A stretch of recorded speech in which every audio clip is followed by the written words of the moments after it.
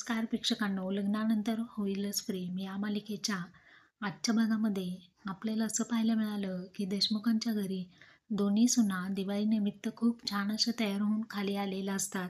खाली सुद्धा खूपच आनंदाचं वातावरण असतं. दिवाळीनिमित्त खूप सारे गिफ्ट्स, मिठाई आणि आता या चौघांचा डान्स परफॉर्मन्स सुरू होणार असतो. तर रम्या आणि वसू आत्या या दोघे सोडून बाकी सगळेजण हा कार्यक्रम आनंदाने एन्जॉय करत असतात. तर नंदिनी जेव्हा पार्थ आणि काव्या यांचा डान्स परफॉर्मन्स हा तर खूपच अप्रतिम झालेला आपल्याला आजच्या भागामध्ये पाहायला मिळालं.